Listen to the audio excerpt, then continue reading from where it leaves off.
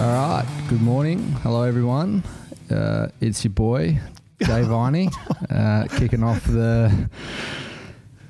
What's it called? Okay. I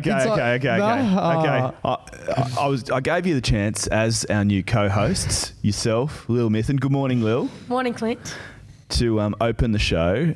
And Jack, that's a shocking start. Well, that's why you're the pro, mate, and I'm the free player. I just I kick footies around. Exciting news, though, guys. Co-hosts for 2019.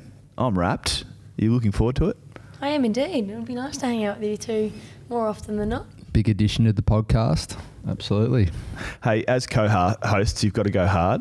You've got to ask the big questions. You've got to have a fearless approach. That's how we go about it on Inside Melbourne, week in, week out. If you could give one player a grilling, Jack, I'm going to start with you. Who would it be, and what would you ask them? Current player. Probably Clayton Oliver with his haircut. Yeah, it was a bit of a, it was funny for a week, and now he's still rolling with it. So I think it's time we sit him down and have a chat. Lil? I think it'd be Big Tegan Cunningham. Just ask more of her. She's just not providing enough for the team, and I just need more from her. Hey, Lil, I want to start with you if I can. Unfortunately for you and your teammates, it's season over, which for me, I think is a little unfair. This conference system's going well, isn't it? Fourth in conference A, more wins and greater percentage than anyone in conference B. How does that work? Yeah, it's an interesting one, the conference system. I use the term interesting. No, unfortunately, out of the final, so not the way we wanted our season to go, but unfortunately we weren't quite good enough on the weekend. We did have an opportunity to come over the top of Adelaide and play finals, so we were given an opportunity. We weren't good enough to take the opportunity that presented itself, and we find ourselves season over and got to wait for 12 months for the season to roll around again. Did you let your hair down on Sunday afternoon? Is that the question you were going to ask? I was just going to ask about the conference system. I'm interested because obviously there's been a bit of publicly about it, but internally the girls, how do they find the conference system? Are they for it or against it? Yeah, I think everyone will be hoping that the AFL reviews the system. I think we all came into the competition knowing that you had to finish first or second in your conference to play finals. So there's no issue there. It's just, unfortunately, one conference did happen to be a lot stronger than the other. So, I guess we've now got the benefit of hindsight to see the fact that one conference was stronger than the other. I think it's internally slightly frustrating, but at the same time, there's nothing that could have been done 6 months ago to change that. So this is how it all played out, and hopefully the AFL do review it to make sure that they are slightly even next year. Now, Lil, you come from great broadcasting pedigree. Your old man used to work alongside me at Channel 9. When you say great, what is... Well, he was okay. He was okay. He was average. Okay, so is he giving you any tips for the podcast? Oh, he likes to give me tips on most things, whether it be the way I dress, the way I play footy, and right? The way I present in a media sense. So he's always giving tips, but yeah, he's always been a big fan of me in front of a microphone. So he likes to think that I get it from him. Hey, Jack, before we crack in and talk a bit about the footy, the pre-season, all the rest of it, a couple for you, married in the off-season. Yep. How is it marital bliss? Is it everything you hoped for? Yeah, it's not too dissimilar to being engaged or pre-marriage. But no, it's going well. I'm wearing a ring now, a bit of bling, a bit of jewellery, so I think it suits me, and loving life at the moment. How was the big day? Who was in the wedding party? I had my brother was my best man, Max, and then I had Ollie Wines and my cousin Harry. So yeah, had four in the party, and it was a great day. Couldn't have planned it any better. The day before was 44 degrees, and the morning of was raining. But it ended up actually coming good for the ceremony and reception. So yeah, Charlotte and I had a great time, and got the formal stuff out of the way early, and just turned into a big party. And in terms of the pre-season, I believe there was a bit of a pact with Clayton and Angus. Let's give up sugar. Is that right? But they got all the glory. Yeah, no, this is something, a bit of a bee in my bonnet. Come out recently that, Gus and Clary did the no sugar bet with each other all pre-season, and I was a big part of it. Could say key driver, and got no credit. So I'm fairly flat about that. And the fact that neither of those two acknowledged it, they've had multiple times too. That's something I'm pretty disappointed with. Across different mediums too, in newspaper, television, they took all the glory. They had a lot of opportunities to set the record straight, and they didn't, which just shows a lot. It shows a lot about their character. Was it tough? Yeah, it was, and it was like when you're home on the weekends, it's like, are they really doing it? Like, because you can't see, you don't know. So it's like, I think it was like Christmas time, or I might have had a family Christmas, and there was like pavlova's like my favourite dessert. And there's this pavlova sitting in front of me on a Sunday arvo. It was just family. I was like, if I had something, no one would know. I bet you Gus isn't following this. Like, so, but I stayed strong, and hopefully everyone's good for their word. You've done a few things like that. You're currently still fasting. I'm fasting not as frequently as I was in the off season and pre-season. Now that games and training is kind of rolling around, I've had to modify it a bit. But all kind of pre-season, during the off season, I was fasting every day, which was interesting, and just giving things a go here and there and seeing how it makes me feel. So what's that? Just not eating. Eating in a 8-hour block or something like that? Yeah, so 16 hours of fasting and then 8 hours eating every day. So can you eat what you want though? Oh, you can't. Oh no, not really. Like you still got to eat. You still got to eat a pretty balanced diet. But having said that, you can eat more. Oh, like that. Yeah. That's good. All right, guys, let's crack in. We're not just weeks, we're not just days, we're hours away from the season, the AFL season starting.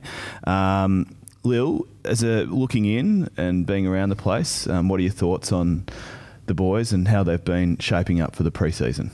Yeah, everyone's super enthused. I think that's the best bit. It's a young group at the footy club, so everyone's pretty energetic and bouncing around the place, which is always good to see. And I just love the brand of footy that the boys play. We've adopted pretty much the same style, just that contested, hard-fought footy, which is really rewarding to play in. And I think that team brand of footy is a great thing to be part of. So if we play a similar brand to last year and what we've been practicing in the pre-season, I think the boys are shaping up for a really successful year. And I think the likes of Bruce coming in is going to be a big help, and a few others in there that are flying on the track. So from all reports, everyone's going pretty well, but I'm sure Jack's got a lot more to say on that. But looking in, it looks like a pretty exciting place to be, and looking forward to you running around, Jack. Yeah, I'm looking forward to that too. You pumped though, Vince? Yeah, absolutely. Like just personally, like football is like the competition. Yeah. The competitiveness of the season is something that it really makes you feel alive. So looking forward to rolling around again, and from a team point of view, it's been a good pre-season. It's been different. Having played so far in finals last year, we start a month later. So you kind of coming back for 3 weeks and you break up for Christmas, and then you come back and you're here for 3 weeks and you go for, we went to Maroochydore. So it was kind of like disrupted in a way and provided its own challenges. But yeah, the group's adapted really well, and we understand that it's limited time. So you got to work hard while you're here and make the most of your hours. So Lil mentioned Big Prusy. Who else has impressed you coming through the pre-season? You're always keeping a pretty close eye on the first yearers, seeing what they're going to dish up and how they go about their business. And I've spent a bit of time with Tom Sparrow, who's really impressed me. Similar hard-headed unit, which I can respect. So I like how he's going about his football. So yeah, Tommy, Prusy, Bailey Fritz has been really impressive all summer. So Petrarca as well. I feel like he's had a really solid pre-season. His body's been really good, so it's allowed him to train consistently, and he's looking pretty fit. So he's looking strong to me. Few injuries over the JLT, slightly disappointing, but I guess that's the nature of it. But everyone's still in good stead and will be fit and firing round one. Yeah, it's a bit of a shame to lose a couple, but I think come round one our list is going to look pretty healthy. I think it's good having. The problem is like, it's hard to pick your 22. There's so many players that have trained well, really in form, and it's flip of a coin, whether it's this person or that person. So if one person goes down, it's not the end of the world, because I feel like we've got really good depth at the footy club at the moment. So I suppose it's a bad problem, or not a bad, but when people are getting injured, it's a good thing to have, is good depth. I couldn't make it out there to Casey, but I watched on television, and that second half I was like, nah, righto, we're stopping the match now, surely. It's too many humans going down. Did you feel that way? When you're seeing like Joel Smith, Bailey Fritz, who kind of had injuries during the game, and they're kind of able to play through them, and you see them hobbling around out there. It's like, God, we just pull it so everyone can get through unscathed, and we get to round one. But Harmsy hurt himself that day, and I think he's up for selection. Yeah, good. So we're all good. Jay's a little bit more significant, unfortunately, but we're looking fairly healthy. I want to ask you about Stephen May and the impact he's had since he's come on board with the Demons. Obviously, there was the incident from that Brisbane Lions match, and he admitted that he made a mistake. He's not going to change the way he plays, right? But he might just have to refine a few things. Do you have to say something to a bloke of his experience after a JLT match, or is it just sort of? You could, but I don't think he's going to change the way he goes about anything. From where I see it, it was very minimal. Yeah. I didn't see much in it at all. I saw no malice, little intent. So the rules are the rules, and he got him high, and he hurt him. So you cop what you get. But in terms of, it's annoying. We lose a really good player for us for a week, which sucks. I think it's up to him to. He knows he's let the team down, and we don't really need to, from a leadership point of view, you need to kind of, reaffirm that to him. On the leadership group, there's been a few changes this year. See Nev Jetta in it. Must be great to have him at the club, and just a really good figure for the younger boys in the footy club. Yeah, I'm wrapped. Nev's in there. You couldn't think of a person here who kind of epitomises our team values, and the Melbourne person. He does that, or has that in spades. So it's great recognition for the work he's doing in the leadership space and the influence he has on the playing group, and then just to have him there with Jonesy and I and Maxie in that leadership group, I feel it's going to really round us out as a group, and hopefully we can really drive this playing group and club forward through the year. You mentioned Max. Max continues to do Max things off the field, that being standard. Food truck, his latest venture, and now I hear a wine bar too. Yeah. I mean, fingers in so many pies. He's a bit of an entrepreneur. Enjoying his own personal space, isn't he? That's right. He likes the hospitality side of life and business. So I think he gets that from his mum and his parents. So he's invested, and I haven't had one of the Jaffles yet, but I'll get onto it. Yeah. Do you reckon he enjoys the behind the bar sort of thing, or the other side of the counter? Surely he prefers drinking the beers instead of dishing them out. Oh, I think Max is a people's person. I think he, post footy, or if he wasn't playing football, I think one of the happiest places he could be would just be behind a coffee machine and at a cafe making people coffee and saying good day to them as they walk in, and that's who Max is, and he's kind of doing what he loves on the field and also off it. Hey, a couple more before we take a break. We're going to ask your questions from the outer here on Inside Melbourne with thanks to Zurich. I want to ask you about Jakey Lever. Went overseas just to get a bit more rehab and strengthening in the knee. How's he since he's got back? Yeah, Jakey's going really well. ACL, really long rehab. So he's at a point where he's gone over to Philly to do some high-end rehab with one of the kind of world-regarded specialists in that area. And he's come away feeling very confident in his body.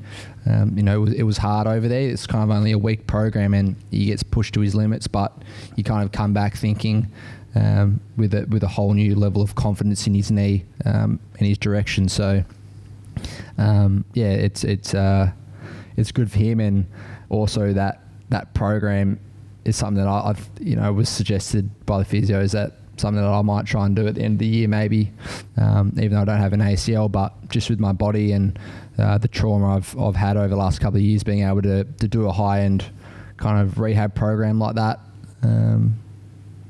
it looks pretty cool, and might have to look into that, I think. That was my next question before we break, because there's 1,000 questions for you anyway, but probably 900 are about my foot, about your foot, my and body, your and your corkies and all the rest of it. You were sporting a bit of a bandage through that JLT series. Everything okay? Yep, everything's good. The day after I played, I had the compression around my leg. Everyone's all the worst. They're like, what? Yeah. And it's just like standard procedure for a corky. You just compress it after within 24, 48 hours. So, it was just a corky, and the body's feeling really good. And had a big session Friday. We didn't get to play, but we had a big solid session here at the club and got through it really well. So putting my hand up to have a run around this weekend, which is exciting. I reckon you'll get a go too. Jack Lil, good start. We're away on Inside Melbourne, episode 1. We'll be back with more very shortly. Thanks to our co-major partner and podcast sponsor, Zurich. For over 100 years, they've been ensuring the people and things you truly love. And just like you, they truly love footy and truly love Melbourne. Welcome back to Inside Melbourne. Jack, we've got a few questions from the outer. First one here is from Joshua Howe. Have you improved at Apex Legends yet? What's Apex Legends, by the way? You're going to have to set the scene. Apex Legend is... I'm into my gaming, video gaming. So Apex Legend is pretty much like the new Fortnite. That's pretty much it. Battle Royale kind of game mode where you drop into a map and you got to be the last one standing to win. And I've improved a little bit, but I've jumped onto a new game called the Division 2, so I've stopped playing for the moment. I actually can't keep up. Yeah, it's a different world. I don't quite. Do you play Lil? It. No, I don't. Sorry. No, I didn't mean to say it. Sorry. Judgmentally. I was talking to Clary though actually, and he said you've dropped some cash on some setup. I heard the computer and the. Yeah, I probably got like a $4,000 computer at home, which that's no more than you like spend on a laptop. What's a laptop like? Maybe $3,000. Yeah. Okay, yeah. Next question, NG96. How do you expect the men's structure to adapt with the rule changes? I think there's going to be the first few weeks will be kind of. Everyone will be watching to see how it pans out, because JLT you can't really get a good grip on what teams are doing and how they'll set up, and there's some funny things going on. So I think Goody and players will be kind of learning just as much as the fans are for the first few weeks to see how it all goes with the new changes. There's always adjustments, so you adjust pretty quick, don't you? Yeah. I mean, we watch a lot of tape and we kind of dissect this stuff pretty quickly. So there's a lot of smart people at the footy club, they'll work out the best way of doing something. Is there though? Well, there's maybe not in the playing group, but in the coaching group, there's some intellects. Next one from Nick Miguel. Who has a worse fashion sense at the club? Oh, it's got to be Tom McDonald. Without a doubt. Yeah, without a doubt. But he's got like that. He's got like that arrogance where he just like rocks it. You know, like he's. I'll wear what I want. Yeah, and just we hang that much crap on him, but he just doesn't care, and he will just continuously rock up in horrendous outfits. From Mickey92, what's the most awkward promo/press photos you've ever done? Oh, it's easy. It's got to be the shower scene. Shower scene? Oh, yeah. I did it for 24. They're not around it. Yeah.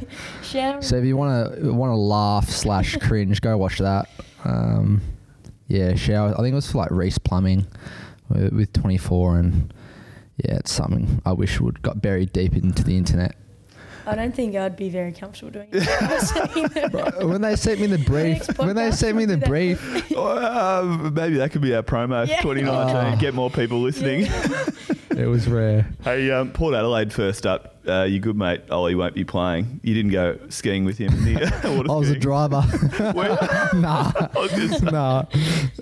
Yeah, it's a bit of a shame. Put my footy head on. Like, yeah, Rapchi's not playing because he's a good player. But personally, you know, it's a shame to see him out with a freak injury like that. And he's had a bit of bad press around it. Yeah. Which leads me to my next question. Mickey J, 35, asks, who's the player you like tackling the most? I assume it's Ollie. Yeah, I can't fit my arms around him though. He's a big unit. He's big, isn't he? Yeah. Did he fit into his suit, into his wedding suit? Oh, he has to get it tailored. Of course. He's got some of the biggest legs you've ever seen. But yeah. He just squeezed. He actually didn't get fitted for my wedding suit. They were going off his Brownlow fittings. So it was a risky on the day. Very risk. High risk situation where he might not fit into his pants, but luckily he made it. Glenn Coffey's wondering, are you still benching 150 kilos? I'm not at the moment. I think we did our 1RM. We did our 1RM kind of a few months ago, and I think I hit 145. 155 was my best last year. But yeah, haven't put as much of focus on my gym this pre-season. Just been focusing a bit more on kind of being a little bit more functional. So I haven't been doing as much bench press, which has resulted in a lower 1RM. But I mean, it's one of those things because as a footy player, I don't feel like I need to keep improving my bench. You know, I feel like it's where it needs to be, and now it's start getting stronger in other places. Hey, Melbourne Demons 06. It's a good question. Do you think we're overhyped, or can we win the flag? That's a great question. Because you can't actually slide out of that question. Because if you say we can win the flag, well, fair enough, which I expect you to, but you know, there's nowhere to go. Oh, I'm a very optimistic person, and I definitely believe we can win the flag. And you know, I'm under no illusion though that requires so much hard work and you know, the consistency of doing it week in, week out throughout a season is so mentally and physically taxing. You know, when I see people who get up there and hold up the Premiership Cup, and I'm so jealous, but I'm also so respectful because I understand being in this position how hard it actually is. But I definitely believe we can do it, and we've got the group and we've got the mindset. It's just doing it consistently and helping each other through the rough patches and get around each other when we're going well, and try and keep it all going for the whole season. Do you feel that jealousy too? I mean, Lil, that Vines mentions there in terms of playing at the pointy end of the season and, obviously achieving the ultimate?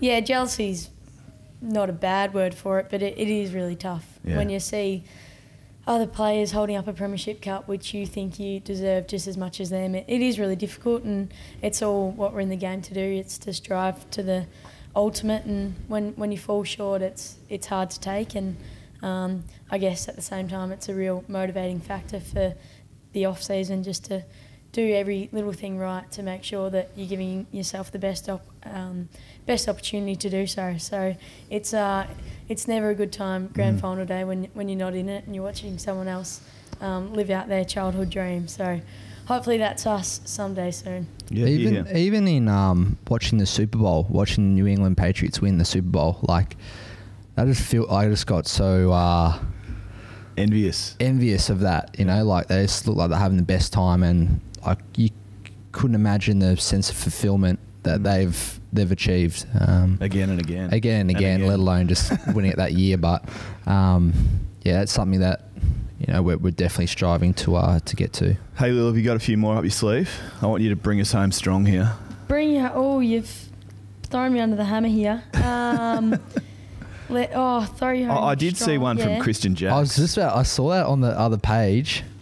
Yeah, so Christian, old mate KJ, did he get drafted? No, he would have been. He's a bit younger than you, isn't he? No, he's my age. Is he we went to Carey Grammar together. So was that same draft? We went had to the Giants first, didn't he? Yeah, he got drafted Giants. We had 5 people drafted from my year 12 at Carey. Yeah, we had myself, Jack McRae, Christian Jacks, Jason Ashby, and Nathan Hrovat. Yeah, right. So Christian asks, he believes that your little brother Max is better at arm wrestles than you are. Is that right? Arm wrestles. My little brother does Brazilian Jiu-Jitsu. Does he? So he could in a wrestle, he definitely puts me in some positions where I'm quite vulnerable. Absolutely. Sorry, it does say in a wrestle, not an arm wrestle. Brazilian Jiu-Jitsu. Yeah. Have you had a crack at it with him, or not? Or just not? The body's just not right for it. No, we wrestle a fair bit, and so he's a brown belt, which is one away from his black. Wow. And so he's legit, and it's like I'm probably 20 kilo heavier than him, and I'm probably 5 centimeters taller than him, so I'm a lot stronger than him. But when we wrestle, like the technique of it, and it's just crazy, and he beats the crap out of me. Who is your best friend from the Demons, another team, or someone unrelated to football? Who is your best friend? I only picked it because it's from Lily is Awesome, which is not actually my account. But I just thought I'd give another Lily a go. What was the question again? Who's your best friend from the Demons? I wouldn't say I've got a particular best friend, but I'm really close with Tracker. Get along with him really well. I feel like I've been building a good relationship with Tommy Sparrow as well. Clayton Oliver I'm really close with. Chunk and Gorney as well. So I feel like they're probably my closest units at the footy club. What about yourself? Who would you consider your best mate at the club? Well, it's. I feel like you're you're like the Maxi of the girls, and you just be friends with everyone. I like to be friends with everyone. I like the simulation between Maxi and I. That's a compliment in itself. My friendship with Kate Hoare has gone to the point where people are now beginning to question if we're dating or not. Like, that's how much we've been hanging out. So that's if that's any indication as to who one of my closest friends is. That's the best friend right there. Yeah, that's pretty close. Do you know what I love about From the Outer is just some of the amusing questions you get. I mean, here's one from Paddo Fish. He says, "Is it true that you chase parked cars after training because nobody else is tough enough?" Like some of the people out there. No, but no, I don't. And just finally, there's a question. There's many questions here about expectations and how you and the boys, the leadership group, are going to help manage those expectations through the year, because that'll be a big part of backing up what was a really great year in 2018 and indeed taking the next step. Yeah. I find it an interesting one to talk about, expectation, because I don't know if it's just me personally, but I don't feel like it's had, any impact upon the playing group thus far. Like in terms of how we go about our business day to day, interactions with each other, the process of just getting better. Expectation doesn't really play any factor in motivating or demotivating us. So I'm sure come the season it might infiltrate internally, but at the moment we're just so focused and hell-bent on improving as a group and becoming the best version of ourselves that we're really clear on the journey and the behaviours of what's required, and expectation doesn't really affect that.